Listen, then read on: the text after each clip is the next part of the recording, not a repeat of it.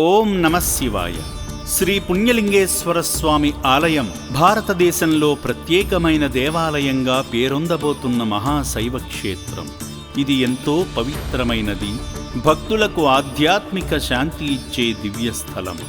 భక్తులు ఈ ఆలయాన్ని తెలంగాణ రాష్ట్రంలో పుణ్యభూమిగా భావిస్తారు. ఈ క్షేత్రానికి భక్తి మార్గంలో మానసిక శాంతిని, సేవా మార్గంలో ఆత్మతృప్తిని పొందడానికి భక్తులు వచ్చి సేవాభావంతో సాయం చేసి శివాశీస్సులు పొందుతున్నారు.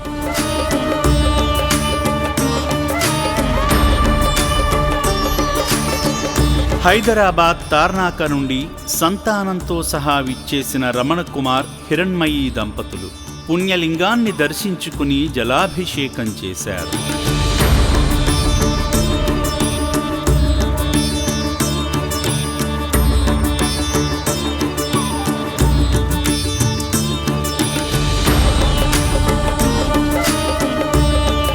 లోకక్షేమం కోసం యాగంలో పాల్గొన్నారు. త్ర్యంబకం యజామహే సుగంధిం పుష్టివర్ధనం ఉర్వారుకమివ మృత్యోర్ముక్షేమామృతా స్వాహా. రుద్రాయ నమః.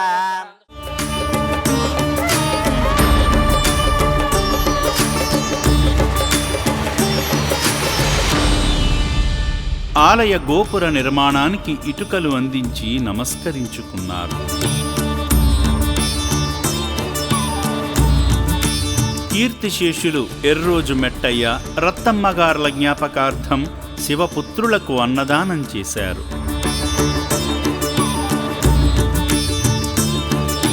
మానవ సేవే మాధవ సేవ అని తలచిన ఈ సేవామూర్తులను శివయ్య చల్లగా చూడాలని రక్షణాలయం కోరుకుంటుంది.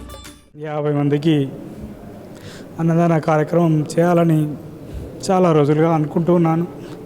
ఈరోజు చేయడానికి ఇక్కడికి రావడం జరిగింది.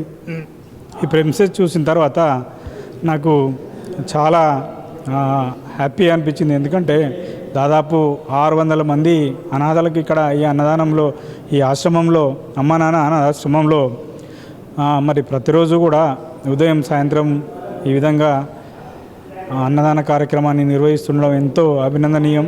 మొట్టమొదటిగా ఈ ఆశ్రమంలోకి మేము ప్రవేశించగానే మా కుటుంబ సభ్యులతో సహా ఇక్కడ రిసీవ్ చేసుకున్న విధానం కానీ, అదేవిధంగా శివుని గుడిలో పూజా కార్యక్రమాలు కానీ, ఇతరత్ర ఈ హాల్ కానీ ఇదంతా కూడా చాలా చక్కగా ఉంది.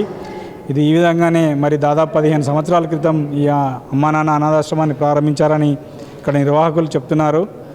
ఈ అనాథాశ్రమం ఇలా ఎంతో చక్కగా, అంటే ఈ పరిసర ప్రాంతాలు కావచ్చు, మెయింటెనెన్స్ కావచ్చు, ఇక్కడ హాల్ కావచ్చు, తర్వాత ఇక్కడ ఉన్నటువంటి ఉద్యోగులు మమ్మల్ని రిసీవ్ చేసుకోవడం కావచ్చు, మాకు చాలా హ్యాపీగా అనిపించింది.